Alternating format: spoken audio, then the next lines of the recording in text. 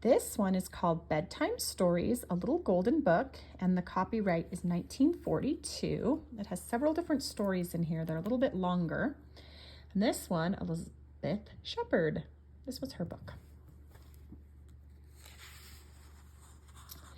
Little Red Riding Hood. Once there was a little girl who was called Red Riding Hood because of her pretty red cloak.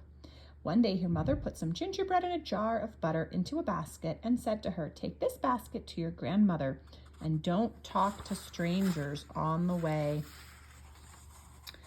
On the way through the woods, Little Red Riding Hood was so busy watching the birds and picking flowers that she forgot her mother's warning. Suddenly, "Hello," said a deep, gruff voice, and there was a big, fierce wolf. "Where are you going, little girl?" asked the wolf, putting on his best manners. "To my grandmother's," said Little Red Riding Hood, "to take her this basket." "I'd like to go too," said the wolf, smacking his lips. "You take the path by the brook, and I'll take the path by the spring, and we'll see who gets there first." The wolf ran and ran and ran and reached the grandmother's house long before Little Red Riding Hood. Tap, tap, went the wolf's paw on the door. "Come in, Little Red Riding Hood," said the grandmother. But it wasn't Little Red Riding Hood who trotted in. It was the wolf.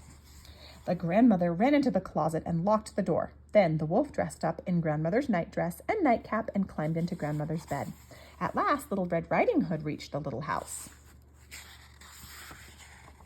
Tap, tap, tap, went her little hand on the door. "Come in, Little Red Riding Hood," said the gruff voice in the house. Little Red Riding Hood went in and saw her grandmother in night clothes and nightcap in bed. She thought her grandmother looked very strange. "Oh, grandmother, what big eyes you have," said Little Red Riding Hood. "The better to see you with, my dear." And "Grandmother, what big ears you have. The better to hear you with, my dear." And "Grandmother, what big teeth you have. The better to eat you with, my dear," snarled the wolf, jumping out of bed. "Oh!" screamed Little Red Riding Hood. A hunter passing by heard her and rushed into the house. He shot the wolf with his gun. "Grandmother, grandmother," called Little Red Riding Hood. "Here I am," said her grandmother, coming out of the closet. "And here is the basket I brought you," said Little Red Riding Hood. Then grandmother kissed Little Red Riding Hood and gave the hunter some gingerbread. But from that day on, Little Red Riding Hood never again stopped to talk to strangers on her way to grandmother's house. The next one is called The Gingerbread Man. Once upon a time, a little old man and a little old woman lived together in a little old wooden house near the edge of the forest. One day, the little old woman baked a beautiful gingerbread man. When he was done, she put him in the windowsill to cool and went out in the garden to sweep off the paths. As soon as she was out of sight, the gingerbread man ran out the door and down the path. But as he ran, the little old woman saw him and cried, "Stop, stop!" But the gingerbread man laughed and he said, "Run, run as fast as you can. You can't catch me, I'm the gingerbread man." And with that, he ran even faster, and the little old woman came running behind him. Soon they came to the field where the old man was planting cabbages. "Stop, stop!" cried the little old man, but the gingerbread man called back, "Run, run, fast as you can. You can't catch me, I'm the gingerbread man." I got away from the little old woman, and I can get away from you, I can, I can. And he ran even faster, with the little old woman and the little old man running behind him. Soon they came to a clover patch where a big white rabbit was nibbling on the clover flowers. When the rabbit saw the tasty gingerbread man, he thought how good it would be to taste after a meal of clover, and he said, "Stop, stop!" But the gingerbread man laughed and cried out, "Run, run as fast as you can. You can't catch me, I'm the gingerbread man. I got away from little old woman and little old man. I can get away from you, I can, I can." And with that, he ran even faster, with the little old woman, the little old man, and the big white rabbit running after him. Next, they came to a pasture where a gentle brown cow was chewing her cud. When she saw the delicious gingerbread man running down the road, she thought of how much better it would be to eat a gingerbread man than to chew her cud. So she cried, "Stop, stop!" But the gingerbread man laughed and cried, "Run, run as fast as you can. Can't catch me, I'm the gingerbread man. I got away from the little old woman, the little old man, and the big white rabbit. I can get away from you, I can, I can." And with that, he ran even faster, with the little old woman, the little old man, the big white rabbit, and the gentle brown cow after him. Soon they came to a honey tree, where a little bear cub was eating the honey. When the little bear smelled the wonderful gingerbread man, he thought how good gingerbread would taste right after a meal of honey. So the little bear cried, "Stop, stop!" But the gingerbread man laughed and cried, Run, run as fast as you can. You can't catch me. I'm the gingerbread man. I got away from the little old woman, the little old man, the big white rabbit, and the gentle brown cow. And I can get away from you. I can, I can. And with that, he ran a little faster. With the little old woman, the little old man, the big white rabbit, the gentle brown cow, and the little brown bear cub running after him. The gingerbread man was getting tired now, but he would not give up. And when he saw a workman eating his lunch under the tree, he knew he would have to run even faster.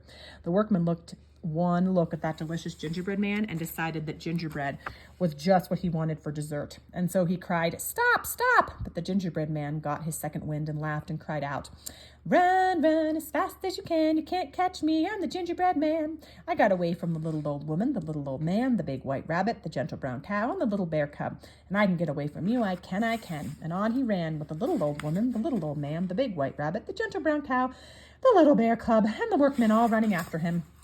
On and on they all ran along the path through the fields and over the hills. Soon the gingerbread man saw a river in front of him, and he did not know how he would cross it. But a wily red fox was sitting near the river. When he saw the gingerbread man, he decided that he would eat him. As the gingerbread man ran up to the river, the wily red fox ran out to meet him. "Jump on my tail and I will carry you across the river," he called to the gingerbread man. "If I do, you will eat me," said the gingerbread man. "Oh no," declared the fox. "I don't like gingerbread." So the gingerbread man jumped on the fox's tail, and the fox waded into the river. But soon the water grew so deep that it lapped up the toes of the gingerbread man. "Jump on my back," cried the wily red fox. The gingerbread man jumped on the fox's back. But soon the water lapped about the gingerbread man's feet. "Jump on my head," cried the fox. The gingerbread man jumped on the fox's head. But soon the water lapped about the gingerbread man's feet. "Jump on my nose," said the wily red fox. The gingerbread man jumped on the fox's nose, but as soon as he did, the fox snapped him up and ate him. And that is just what should happen to all gingerbread men. Next one is Chicken Little. One day, Chicken Little strutted through the woods on her way to market. A tiny acorn fell from a tall tree and hit the top of her little head. "My goodness, the sky is falling," said Chicken Little. "I must rush to tell the king." Chicken Little met Henny Penny on the path. "Where are you going?" asked Henny Penny. "The sky is falling," said Chicken Little. "I'm off to tell the king." "Who told you?" asked Henny Penny. "It hit me on the head," said Chicken Little. "Let me come with you," said Henny Penny. And Chicken Little and Henny Penny hurried off to tell the king. On the way, they met Ducky Lucky. "Where are you going?" asked Ducky Lucky. "The sky is falling," said Henny Penny. "We're off to tell the king." "Who told you?" asked Ducky Lucky. "Chicken Little." "Who told Chicken Little?" "It hit her on the head." "Let me come with you," said Ducky Lucky. And Chicken Little, Henny Penny, and Ducky Lucky hurried off to tell the king. On the way, they met Goosey Lucy. "Where are you going?" asked Goosey Lucy. "The sky is falling," said Ducky Lucky. "We're going to tell the king." "Who told you?" asked Goosey Lucy. "Henny Penny." "Who told Henny Penny?" "Chicken Little." "Who told Chicken Little?" "It hit her on the head." "Let me come with you," said Goosey Lucy. On the way, they met Turkey Lurkey. "The sky is falling," said Goosey Lucy. "We're off to tell the king." "Who told you?" asked Turkey Lurkey. "Ducky Lucky." "Who told Ducky Lucky?" "Henny Penny." "Who told Henny Penny?" "Chicken Little." "Who told Chicken Little?" "It hit her on the head." "Let me come with you," said Turkey Lurkey. On the way, they met Foxy Loxy. "Let me show you the way," he said. Then Foxy Loxy walked with Turkey Lurkey.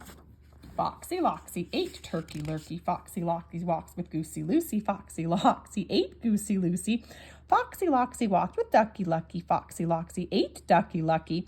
Foxy Loxy ate Henny Penny. Foxy Loxy walked with Chicken Little. Foxy Loxy ate Chicken Little. So the king never knew that the sky was falling. The end. Well, that one definitely had a little bit different versions of all those stories than I had heard before. Seems we might have made them a little more friendly since 1942.